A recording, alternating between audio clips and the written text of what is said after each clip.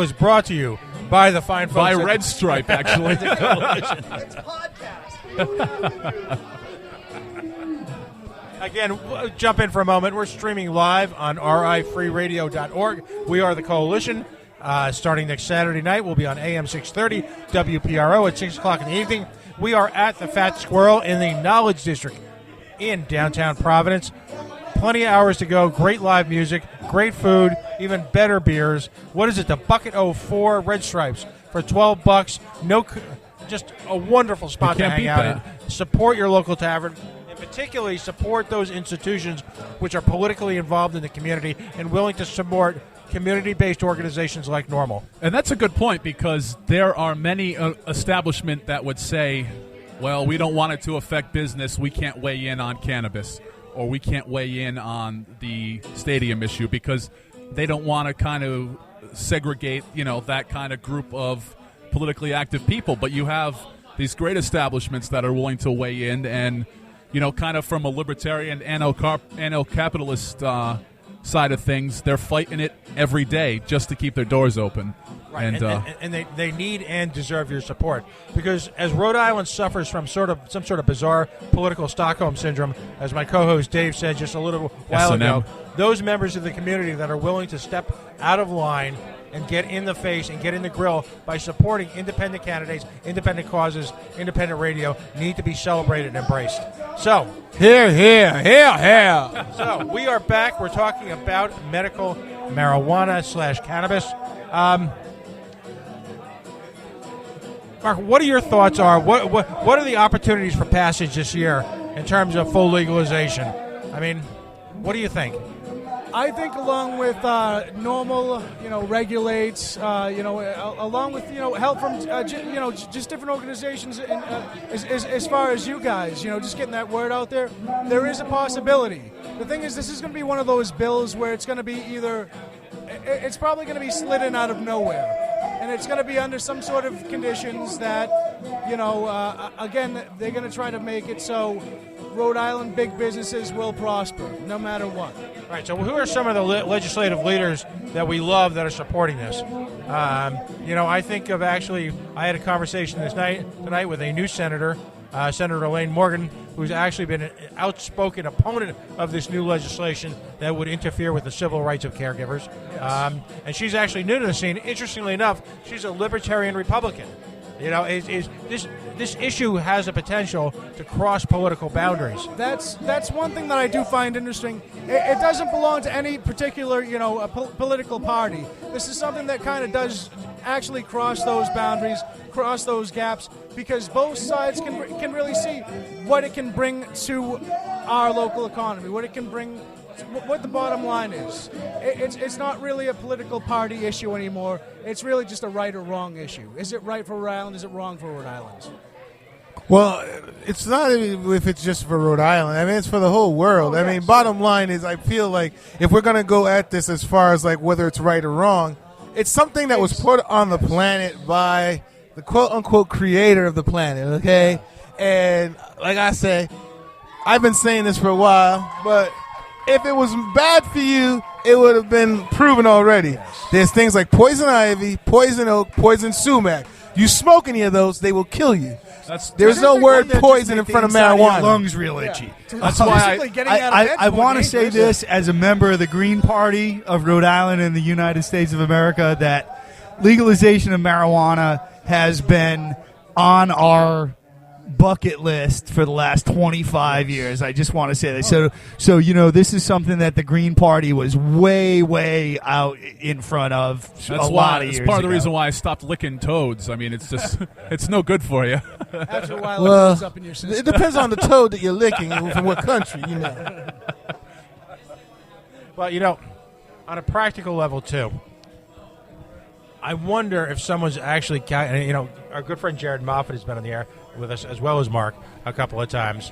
Look at the money that's being wasted for quality of, quote unquote, they call it quality of life. I'm not sure whose quality of life they're talking about, but for low-level drug enforcement here in the city of Providence. A city that is, by all accounts, financially, morally, and philosophically bankrupt, should not be wasting their efforts essentially overly. You can create all sorts of political havoc and engage in all sorts of political corruption, and you will do less time than someone who gets busted with a nickel bag. Shaking down college kids. Yeah, exactly. I mean, somehow it's it's okay, or it's a 2-year stint if you get caught selling a liquor license, as Gordon Fox did, to a bar on Thayer Street. Yet there are a number of our young brothers and sisters who are facing far more onerous and far more complicated issues than that legally because of essentially a quote-unquote lifestyle crime. And they get caught up in that system. So maybe they have employ, but now they have to go to court, so they lose their job. Now they lost their job, so they lose their automobile. Now they can't get to court. Now there's a warrant out for their arrest, and it's for a absolutely, it's a domino effect. It spirals out of control. People get caught up in this system. Yeah, and that's the whole thing with not blackmailing, but making prohibition. Prohibition didn't work for alcohol; it shouldn't work for marijuana, and that's why they said let's just tax it and make it legal and regulate it, as opposed to because prohibition wasn't working. You had to create a black market. By making something illegal, you made that behavior illegal. You didn't curb the people's behavior. You just made those people bad people. Exactly. So by making you made a black market. You now made a criminal element to it by making it illegal. Who ran society at that point of prohibition, alcohol prohibition? The mobsters. Yes. Why? Because they were put in that position. And they didn't pay their taxes. Yes. So this is basically, we know this has been the way. And but it leads to the whole idea of the law enforcement. There are laws that you can't enforce. Like the reason why we don't make masturbation illegal, who can fucking enforce it? All right? So the whole idea is now it's selective enforcement. They nitpick who they're going to go prosecute and how they're going to prosecute them. Because certainly white people smoke marijuana, but yet they don't go to jail as far as the Mexicans and the blacks do. Every summer, Willie Nelson goes on tour. Yes. Every summer, Willie Nelson gets pulled over. Yeah. And there were some studies done of the whole stop and frisk routine employed by the New York City Police Department in a misguided attempt to, again, enforce what they call quality of life crimes. And they found that the stop and frisk and arrests that resulted from were much more dominant, of course, in the African-American community, and of course in the inner city where they were targeted, where similar behavior in the suburbs or the outer boroughs of New York City would result in some type of civil infraction, or the stereotypical, put that away, kid, go the hell home. And yet lives weren't ruined, scholarships, God forbid, weren't interrupted, young athletic careers weren't squashed, wiped away. All these lives, these potential. I mean, here's the thing. For such a minuscule offense, and even if you were to think of it as negatively as... I don't think of it as an offense to have a plant that was put on the planet naturally. So I think the law is absolutely the issue here. It's not the people, it's not the marijuana, it's the laws. It's too, Hamilton said it, too much legislation is a vice. You got too many laws, the whole idea of Animal Farm, you know what I mean? They changed. We're supposed to be a free country, but yet we are the most incarcerated people in the world now. So what happened to our freedom? Some people are more equal than others. Remember that? Yeah, I do remember that. Now, and what's astonishing too is the liberty given to members of the, I'll call it the industrial drug complex, in playing liberties with the facts. Now, I'll give you a hometown situation. About 2 months ago, an individual who shall go unnamed. Ms. DiNuccio, I'm sorry, appeared as what we call here in the Coalition the Vincent A. Buddy Cianci talk show, which was actually named after the Vincent A. Buddy Cianci High School. And marinara sauce and cigar and... Right. So she basically made things up, talking about the exponential increase of drinking in certain cities, the exponential increase in the use of marijuana in Colorado where it had been legalized. No basis of fact whatsoever. She was fact-checked by Political Fact and found guilty. Now, I would find that mortifying. I would find that embarrassing. Yet, a few months later, here she is this week, and I was proud to say that I'm the one who called her out on it. Last time, there she was again. Or as Ronald would say, there they go again. All right? She's once again appearing live on the Vincent A. Buddy Cianci. There they go again, Nancy. talk show.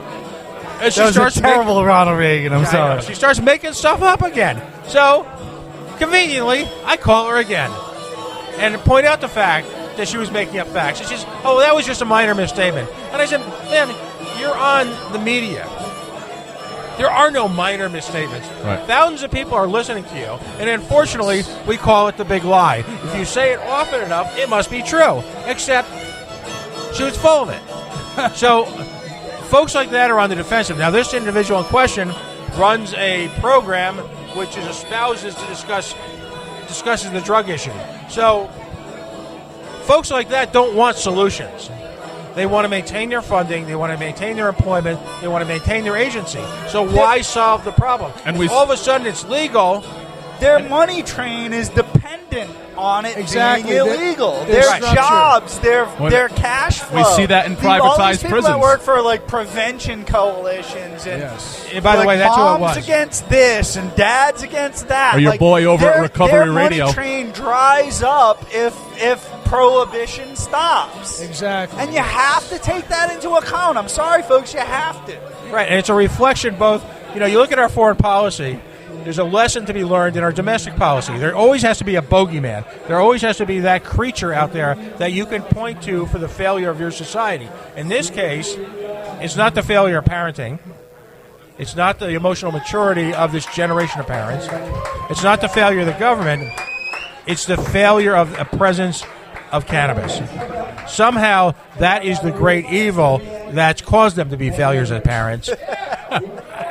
Again, the sense of plausible deniability is astonishing.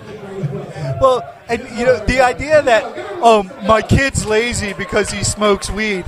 No, your kid's lazy because you made him lazy. Exactly. The kid's lazy because he's lazy, all right? That's just the point. Because you instilled the wrong values in him/her. I'm sorry. I wish I could get more testimonies about this. But I myself, as a student, when I was younger in high school, I was lucky if I was actually attending class. I was one of those children who, if I could just pass in the work, they were like, that's okay, just take off because you're not going to be here.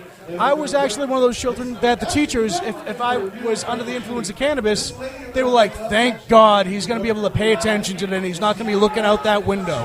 All right? It doesn't make you lazy. If you're going to be lazy, you're lazy anyhow. All right? It has nothing to do with that. I Just do like- some of my best radio under the influence of cannabis. Exactly. You know what I mean? We have all these artists. Right now? Yeah. So I just want to bring attention that Ann Armstrong, our compassionate care cannabis proponent, gubernatorial candidate, is taking the mic here. I don't know if anybody can hear her, but we'll be talking to her in just a few minutes here on the podcast. So stay tuned for that. Is she going to run again in 2018? Have we gotten word yet? I hope to God she does more than a one-issue campaign. I mean, she's actually pretty bright, and she's got a couple of good ideas on things other than cannabis. Yes. And I think that if she broadened her range a little bit, she could be a viable candidate, or at least, if not viable, at least move the conversation a bit here in the state.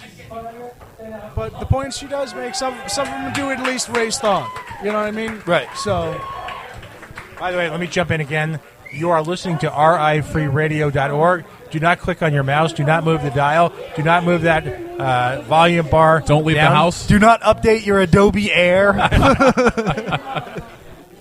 We are broadcasting live from the Fatt Squirrel in the Knowledge District in downtown La Prave.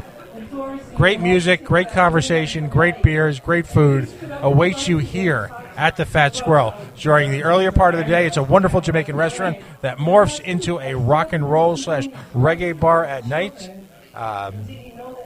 Great atmosphere, a variety of age groups here, from young whippersnappers like right next to me to wizened old, whatever I am. And we've about doubled the turnout here from the last time we did this, and I believe that the third one is already scheduled. So I think as we get into the tourist season in summer, the next one of these, I think, is going to be huge. You're going to want to get down here early. I got to ask, who are the young whippersnappers that you're talking about? Because, I mean, no, I got a couple of years on Tony, don't I? Tony, how old are you now? I just turned 34.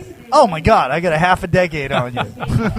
Well, we're sitting next to, of course, Tony Jones, the godfather of Tony Jones Our out in the lieutenant media. governor, All right, Tony Jones. the man who should have been our lieutenant governor, the man who invented the hashtag shut it Shut down. it down.